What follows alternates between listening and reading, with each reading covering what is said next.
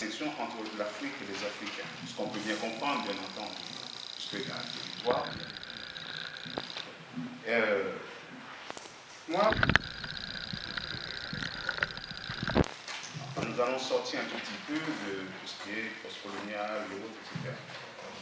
Pour essayer de comprendre à peu près l'esprit africain, c'est-à-dire en tant que citoyen, et celui qui veut réellement essayer de développer son pays, voir par exemple ses proches correctement dans un univers où il y a une possibilité d'espérance, en quelque sorte. Alors, où en sont plutôt les cadres africains, proprement dit, hein? Où ils sont réellement?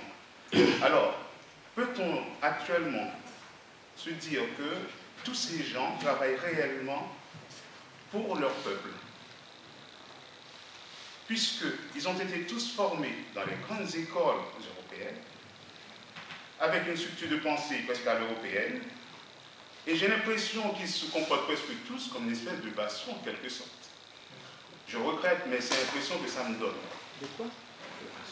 C'est très difficile à dire, mais je suis obligé de le dire. Parce que c'est vrai, 50 ans d'indépendance, c'est très court.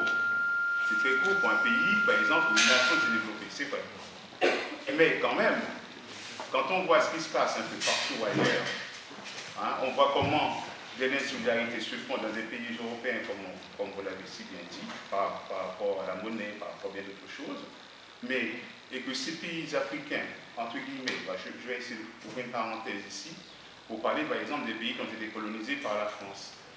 On a bien compris, quand on peut faire aussi le parallèle entre les pays colonisés par les Britanniques et les pays colonisés par la France. On voit la grande différence de ces deux pays.